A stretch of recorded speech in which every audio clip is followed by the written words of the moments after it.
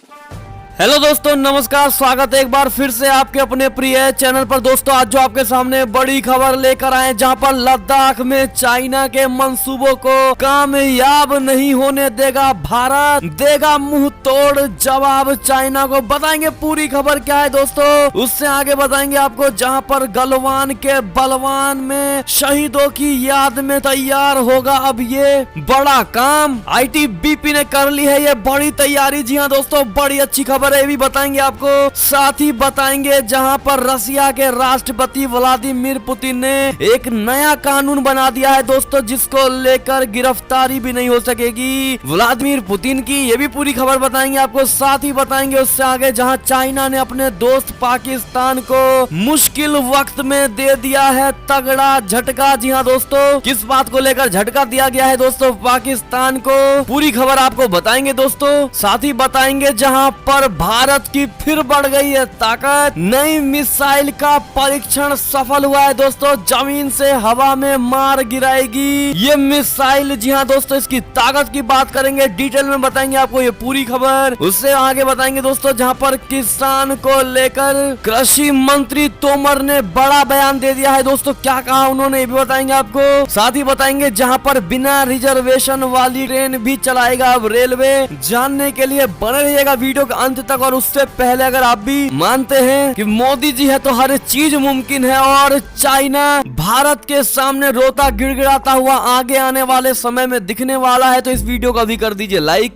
Channel को कर दीजिए सब्सक्राइब, बेल आइकन दबाइए, साथ ही कमेंट बॉक्स में लिख दीजिएगा जय हिंद। जी हाँ दोस्तों, तो चलते हैं पहली और सबसे एक्सक्लूसिव खबर की तरफ, जहां लद्दाख में चाइना के मंसूबों को कामयाब नहीं होने देगा भारत, देगा मुंह तोड़ जवाब। बता दे, भारत और चाइना के बीच बॉर्डर पर तनाव कम होने के फिलहाल कोई संकेत नहीं है। पिछले कई महीनों से पूर्वी लद्दाख में भारत और चाइना की सेनाएं डेरा जमाए हुई है। कई दौर की बातचीत भी हुई, लेकिन फिलहाल कोई हल नहीं निकल पाया। मामले से परिचित लोगों ने बुधवार को कहा कि भारत चाइना सैन्य कमांडरों के उस प्रस्ताव को खारिज कर देगा जिसमें उसने भारतीय सेना से फिंगर 1 से हटने की बात कही है। मामले से परिचित लोगों ने कहा कि यह प्रस्ताव भारत के हितों की रक्षा नहीं करता है, क्योंकि जब चाइना सैनिकों ने 5 मई 2020 को एलएसी के साथ शांति बनाए रखने के लिए 30 साल के लिखित समझौतों का उल्लंघन किया था, उसने पहले फिंगर 8 में से आधे भारतीय नियंत्रण आते थे। भारतीय सैनिकों ने आखिर तक यहाँ पेट्रोलिंग की थी। अब चीनी कमांडर शांति के नाम पर सुझाव दे रहे हैं कि भारतीय सैनिक पीछे हटें और फिंगर 1 से फिंगर 8 तक के बीच के क्षेत्र को नो आर्मी जोन बना दिया जाए। फिलहाल भारतीय सेना और पीएलए दोनों फिंगर 4 पर एक दूसरे के आमने सामने डेरा डाले हुए हैं। चीनी फिंगर 8 तक बुनियादी ढांचा खड़ा करने की फिराक में है। Army chief general M Naravane की पूर्वी लद्दाख यात्रा के खत्म होने के बाद दिल्ली में एक सैन्य कमांडर ने कहा कि इस प्रस्ताव को अस्वीकार कर दिया गया है। हम चाइना को उसके अपराधों के लिए पुरस्कृत नहीं कर सकते। सैन्य कमांडर ने कहा कि हम चाहते हैं कि पीएलए अप्रैल 2020 की स्थिति वाली अपनी पोजीशन पर जाए। ऐसे में दोस्तों, भारत ने अब दृढ़ निश्चय ले लिया है कि चाइना के मंसूबों को किसी भी कीमत पर कामयाब नहीं होना देना है और चाइना को हर मामले में मुंह तोड़ जवाब मिलेगा। और अब आगे से चाइना को लेकर किसी भी तरह की ढील नहीं बरती जाएगी दोस्तों, और चाइना को हमेशा लपेटे में लिया जाएगा। इसको लेकर आपकी क्या राय होगी, और कितने ऐसे लोग हैं जो ये चाहते हैं कि चाइना के किसी भी चालाकी को भारत को प्यार से नहीं लेना चाहिए, वो कमेंट करके जरूर बताइएगा दोस्तों। और खबर की अगर बात करें तो गलवान के बलवान शहीदों की याद में तैयार होगा गार्डन। आईटीबीपी ने लगाए 1000 पौधे। बता दे, भारत चाइना सीमा के उस इलाके जहां पर जून में भारतीय और चीनी सेना का अमान सामने आया हुआ था, वो जगह अब गलवान के बलवान के नाम से जानी जाएगी। भारत तिब्बत सीमा पुलिस ने इस जगह को गार्डन बनाने का खास अभियान शुरू कर दिया। इस कड़ी में यहाँ पर 1000 से भी ज्यादा पौधे लगाए जाएंगे। आईटीबीपी द्वारा 30 डिग्री सेल्सियस तापमान वाले इस क्षेत्र में शहीदों के सम्मान में एक उद्यान का निर्माण किया जा रहा है। आईटीबीपी के अनुसार ये क्षेत्र पूरी तरह से बंजर था और यहाँ पर कोई भी पौधा नहीं था। अधिकारियों का कहना है कि इतने प्रतिकूल मौसम में भी पौधे लगाए जा रहे हैं और उन्हें सुरक्षित रखा जा रहा है ताकि -30 डिग्री सेल्सियस में भी वो उग सके। ITBP के एक अधिकारी ने कहा, हमने एक वृक्षारोपण अभियान शुरू किया है और अब तक हमने उस विशेष क्षेत्र में 1000 पौधे लगाए हैं। हमने स्थानीय पौधों को चुना है जो इस तरह के प्रतिकूल मौसम की स्थिति में भी आसानी से जीवित रह सकते हैं। जी हाँ दोस्तों,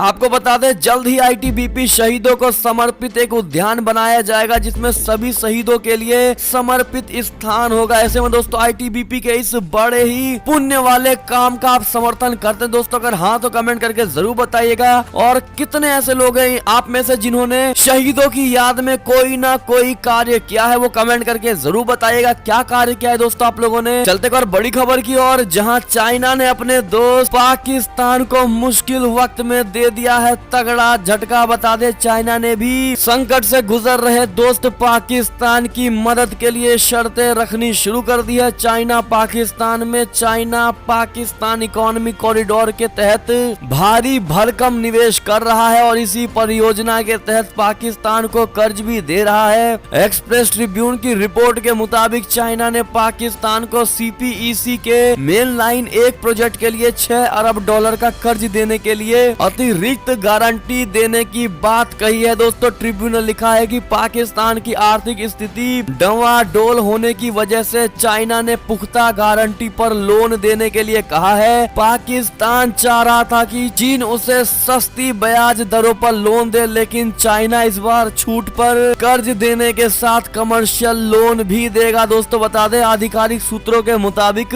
पुख्ता गारंटी पर कर्ज देने का मामला 10 दिन पहले मेन लाइन 1 प्रोजेक्ट की फाइनेंसिंग मीटिंग के दौरान उठाया गया था। बातचीत में भी शामिल रहे एक पाकिस्तानी अधिकारी ने कहा कि चाइना ने बैठक के दौरान गारंटी का मुद्दा उठाया था, लेकिन पाकिस्तान के साथ मीटिंग की फाइनल ब्रीफिंग में इसका जिक्र नहीं किया गया है। जी हाँ दोस्तों, ऐसे में पाकिस्तान को चाइना की तरफ से बड़ा झटका दिया गया है दोस्तों, और ये माना जा रहा है कि अब पाकिस्तान के पास कोई और रास्ता नहीं बचा, कोई और विकल्प नहीं है। ऐसे में दोस्तों इस पर आपकी क्या प्रतिक्रिया होने वाली है कमेंट करके जरूर बताइएगा। एक और खबर की ओर चले तो रशिया के राष्ट्रपति व्लादिमीर पुतिन ने बनाया एक नया कानून जिसमें पद से हटने के बाद भी गिरफ्तारी नहीं होगी और ना चलेगा कोई भी मुकदमा। बता दे रूस के राष्ट्रपति व्लादिमीर पुतिन ने मंगलवार को एक ऐसा कानून पारित किया है जिसके बाद पद से हट जाने पर भी उन पर कोई मुकदमा दर्ज नहीं होगा। इस कानून के आने के बाद ना तो उन पर कोई केस चलाया जा सकेगा और ना ही कोई गिरफ्तारी होगी। राष्ट्रपति व्लादिमीर पुतिन का लाया ये नया कानून देश के राष्ट्रपति को पद से हटने के बाद भी आजीवन आपराधिक मामलों से बचाया जाएगा। यही नहीं दोस्तों, पूर्व राष्ट्रपति के साथ ही उनके परिवार के लोगों से भी पूछताछ नहीं की जा सकेगी और वो जांच के दायरे से बाहर होंगे। ये बिल मंगलवार को ऑनलाइन पब्लिश किया गया था। ऐसे में आप में से कितने ऐसे लोग हैं जो इस बिल को मानते हैं कि ये सही है और कितने गलत मानते हैं दोस्तों, वो कमेंट करके जरूर बताइएगा। कारण के साथ में दोस्तों क्या ऐसा होना ठीक रहेगा दोस्तों? क्योंकि राष्ट्रपति हो चाहे प्रधानमंत्री, गलती कोई भी कर सकता है और सजा सबको बराबर मिलनी चाहिए। क्या कहते हैं आप लोग कमेंट करके जरूर बताइएगा इस लॉ के बारे में। दोस्तों आप एक और खबर की बात करें तो बड़ी ताकत भारत की, जहां नई मिसाइल का परीक्षण सफल हो गया है, जमीन से हवा में मार गिराएगी दुश्मनों को। जी हाँ दोस्तों, भारत ने सतह से हवा में मार करने वाली मध्यम श्रेणी की नई मिसाइल का उड़ीसा तट पर सफल परीक्षण कर लिया। बुधवार को रक्षा क्षेत्र से जुड़े सूत्रों ने यह जानकारी दी है। सूत्रों ने बताया है कि भारत ने जमीन से हवा में मार करने में सक्षम मध्यम रेंज की मिसाइल का बुधवार को उड़ीसा तट से सफल परीक्षण किया। एकीकृत परीक्षण रेंज यानी ITR के परीक्षण स्थल 1 में ग्राउंड मोबाइल लॉन्चर से 3:55 पर यह मिसाइल दागी गई और इसने पूरी सटीकता से लक्ष्य को भेद दिया है। इससे पहले एक मानव रहित यान यानी UAV बंसी को हवा में उड़ान के लिए भेजा गया और MRSAM ने इसे सटीकता से निशाना बनाया। भारत डायनामिक्स लिमिटेड ने MRSAM का निर्माण किया है। उन्होंने बताया है कि भारतीय सेना में इसको शामिल करने से रक्षा बलों की लड़ाकू क्षमता में और बढ़ोतरी होगी। सूत्रों ने बताया कि परीक्षण के लिए मिसाइल दागे जाने के बाद से समुद्र में इसके गिरने तक विभिन्न रडार और अन्य उपकरणों के जरिए इसकी निगरानी की गई है। दोस्तों आपको बता दें, ये अब तक का सबसे बड़ा और सबसे नई टेक्नोलॉजी का मिसाइल है दोस्तों, जिसकी परीक्षण भारत की तरफ से सफलता पूर्वक कर ली गई है। ऐसे में भारत की मोदी सरकार को कमेंट सेक्शन में बधाई हो, जरूर लिख दीजिएगा दोस्तों। और खबर की अगर बात करें तो ईरान ने यहूदियों पर हमले किए तो करारा जवाब देंगे, ऐसा इजराइल का कहना है। बता दें, ईरान और इजराइल के बीच ईरानी एटमी वैज्ञानिक की हत्या के बाद से विवाद बढ़ता ही जा रहा है। इजराइल को संदेह है कि ईरान शक की बिना पर उसके साथ बदले की कार्यवाही कर सकता है। इसी कारण इजरायली सैन्य प्रमुख अवीव कोचावी ने ईरान को चेताया है कि वो यहूदियों पर होने वाले किसी भी हमले का करारा जवाब देगा। कोचावी ने एक समारोह में परमाणु वैज्ञानिक की मौत के बाद ईरान की जवाबी कार्यवाही की आशंकाओं का जिक्र किया। उन्होंने कहा कि हम देख रहे हैं कि हाल ही में इजराइल के खिलाफ ईरानी खतरे बढ़े हैं। जी हाँ दोस्तों, आपको बता दें, उन्होंने सख्त चेतावनी देते हुए कहा है कि यदि ईरान ने हिजबुल्लाह या ईरान समर्थित लेबनानी सशस्त्र समूहों से मिलकर यहूदियों पर कोई भी कार्यवाही की तो उन्हें बहुत महंगा पड़ने वाला है। अवीव कोचावी ने कहा है, मैं इन चीजों की स्पष्ट तौर पर पूरी प्रतिबद्धता के साथ कहता हूं कि हम जवाब देने के लिए तैयार हैं। मैं अपने दुश्मनों को सलाह देता हूं कि वे हम पर परीक्षण ना करें। जी हाँ दोस्तों, ऐसे में ईरान ने यहूदियों पर इस हमले का करारा जवाब दिया। दोस्तों इसको लेकर आपकी क्या राय होगी? जहां इजराइल अब पूरी तरह बदला लेने के लिए ईरान के पीछे पड़ गया, इसको लेकर आपकी क्या राय है दोस्तों, बताइएगा जरूर। एक और खबर की बात करें तो चीनी सेना का है दावा, जहां दक्षिण चीन सागर से अमेरिकी युद्धपोत को खदेड़ा, जिसके बाद अमेरिका ने इसको लेकर पूरी तरह से कर दिया है इनकार। दोस्तों बता दें, जैसा कि हमने आपको पिछले यानी कल के खबर में बताया था दोस्तों, जहां चाइना ने यह दावा किया था कि उसने अमेरिकी युद्धपोत को समुद्र से खदेड़ फेंका है। लेकिन दोस्तों आज जो ये बड़ी खबर आ रही है, जहां चाइना अमेरिका के बीच चल रहे इस तनाव के बीच ड्रैगन के दावा को अमेरिका ने पूरी तरह से नकार दिया है दोस्तों। और अमेरिकी नौसेना ने कहा है कि चाइना का बयान समुद्री क्षेत्र में उसके गैर कानूनी दावों के माध्यम से दुनिया में भ्रम फैलाने का एक प्रयास था। यूएस नेवी के प्रवक्ता लेफ्टिनेंट जो केली ने भी PRC के बयान को गलत बताया है। उन्होंने कहा है कि चाइना किसी भी देश के किसी क्षेत्र से अमेरिकी जहाज को नहीं खदेड़ा है। जी हाँ दोस्तों, ऐसे में आप में से कितने ऐसे लोग हैं जिनको अमेरिका की बात पर पूरा भरोसा और मानते हैं कि चाइना हमेशा फर्जी दावे करता है और दुनिया को डराने की कोशिश करता है? इसको लेकर आपकी क्या राय होगी दोस्तों, कमेंट करके जरूर बताइएगा। एक और खबर की बात करें तो चाइना से तनाव के बीच LAC पर पहुंचे सेना प्रमुख MM नरवणे सीमा से सटे इलाकों का लिया है जायजा। बता दें, चाइना के साथ पूर्वी लद्दाख में वास्तविक नियंत्रण रेखा यानी LAC पर जारी तनाव के बीच सेना प्रमुख जनरल MM नरवणे ने बुधवार को सीमा से सटे फॉरवर्ड इलाकों का दौरा किया। आपको बता दें कि LAC पर 6 महीने से ज्यादा समय से चाइना के साथ विवाद चल रहा है। ऐसे में आर्मी चीफ का यह दौरा बेहद अहम माना जा रहा है दोस्तों। लद्दाख दौरे पर सेना प्रमुख जनरल MM नरवणे ने ग्राउंड जीरो में जाकर मौजूदा हालातों की और सेना की तैयारियों की समीक्षा की। सेना प्रमुख ने पैंगोंग के दक्षिण इलाके के रेचिला का भी दौरा किया। इस दौरान लेह स्थित सेना 14वीं कोर में सेना प्रमुख को सैन्य अधिकारियों ने सेना प्रमुख को LAC पर मौजूदा हालात की भी जानकारी दी है। दोस्तों ऐसे में ये बड़ी खबर मानी जा रही है, जहां पर भारत अब पूरी तरह से चाइना के पीछे हाथ धोकर पड़ गया है दोस्तों। और अब किसी भी कीमत पर चाइना को नहीं बख्शने वाला हमारा भारत। क्या कहते हैं आप लोग दोस्तों, कमेंट करके अवश्य बताइएगा। एक और खबर की बात करें तो नेपाल में सियासी उठापटक के बीच सक्रिय हुई चीनी राजदूत हाओ यांकी राष्ट्रपति से भी की है इसने मुलाकात। बता दें, नेपाल में जारी सियासी उठापटक के बीच चाइना की राजदूत हाओ यांकी फिर से सक्रिय हो गई है दोस्तों। यांकी ने नेपाल की राष्ट्रपति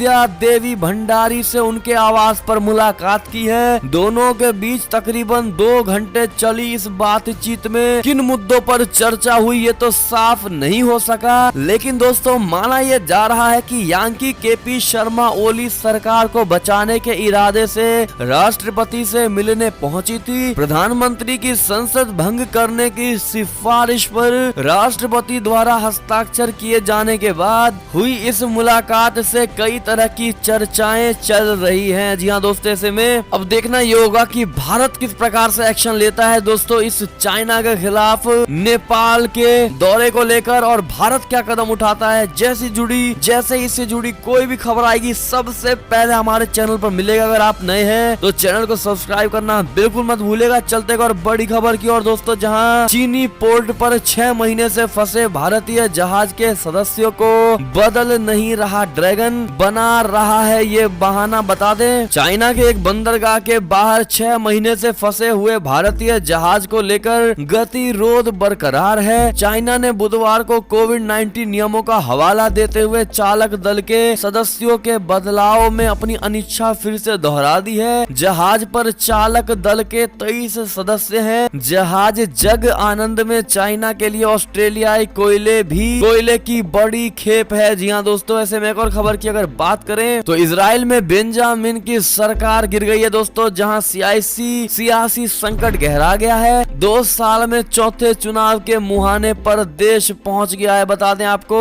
इजराइल में एक बार फिर से सियासी संकट खड़ा हो गया है। बजट पारित करने की समय सीमा को पूरा करने में विफल रहने के बाद मंगलवार को इजराइल की बेंजामिन नेतन्याहू सरकार गिर गई। दरअसल बजट समझौतों को लेकर मंगलवार को कोई समझौता नहीं बन पाया, जिसके बाद गठबंधन वाली बेंजामिन सरकार की 2 प्रमुख पार्टियों के बीच बातचीत विफल हो गई, जिसके बाद अब एक बार फिर से आम चुनाव होगा। यहाँ ध्यान देने वाली बात यह है दोस्तों कि 2 सालों में इजराइल में ये चौथा आम चुनाव होने वाला है। CNN के मुताबिक इजराइल में संभवतः अगले साल 23 मार्च को ये चुनाव होने वाला है। जी हाँ दोस्तों, और खबर की बात कर दें तो अमेरिका के नव निर्वाचित राष्ट्रपति जो बाइडेन के टीम में 2 और भारतीय शामिल हो गए हैं। बड़ी ही गर्व की खबर है दोस्तों, जहां अमेरिका के नव निर्वाचित राष्ट्रपति जो बाइडेन ने अपने प्रशासन में 2 शीर्ष पदों पर 2 और भारतीय अमेरिकी मूल के निवासियों को नामित किया है। इसमें एक गौतम राघवन है जो कि भारत में पैदा हुए थे। इनको जो बाइडेन ने ऑफिस ऑफ प्राइमरी पर्सनल का डिप्टी डायरेक्टर नियुक्त किया है दोस्तों, जबकि दूसरे विनय रेड्डी हैं जो कि स्पीच राइटिंग के निदेशक होने वाले हैं। आपको बता दें, इससे पहले गौतम राघवन यूएस के चीफ ऑफ स्टाफ भी रहे हैं। ऐसे में दोस्तों इन दोनों भारतीयों को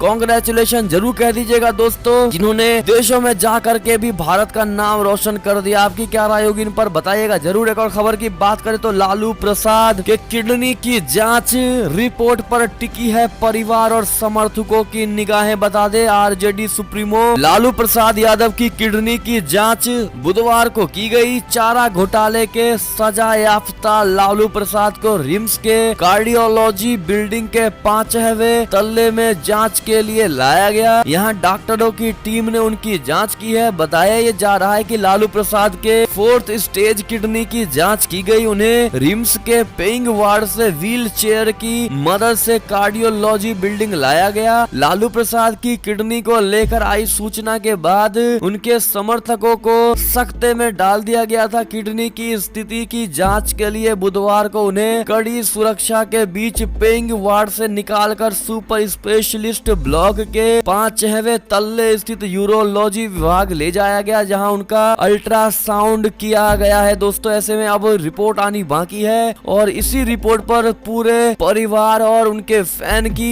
नजरें बनी हुई है। ऐसे में आपकी क्या राय होगी दोस्तों लालू प्रसाद को लेकर, कमेंट करके जरूर बताइएगा। एक और खबर की बात करें तो कोरोना के नए वेरिएंट पर यूरोप में हाहाकार मच गया, जहां जर्मनी में लॉकडाउन में राहत का फैसला वापस ले लिया गया है। दुनिया अभी भी कोरोना वैक्सीन बन जाने से राहत की सांस ही ले रही थी कि कोरोना के नए वेरिएंट ने फिर हाहाकार मचा दिया है दोस्तों, जहां यूनाइटेड किंगडम में तेजी से कोरोना के नए रूप के मामले सामने आ रहे हैं, जिसके बाद सिर्फ यूके ही नहीं बल्कि पूरे यूरोप में हालात बिगड़ रहे हैं। कई यूरोपीय देशों ने यूके से अपनी विमान विमान सेवा बंद कर दी है, जबकि कुछ ने आने जाने वाले लोगों पर सख्ती भी बढ़ा दी है। ऐसे में ये बड़ी खबर थी। अगर खबर की बात करें तो महंगाई रोकने में भी फेल हुआ इमरान खान, जहां पाकिस्तान में 30 रुपए में मिल रहा है एक अंडा। जी हाँ दोस्तों, आप सोच सकते हैं क्या हालत हुई है पाकिस्तान की, जहां पाकिस्तान में हालात बहुत बुरे हैं दोस्तों, जहां महंगाई की मार से जनता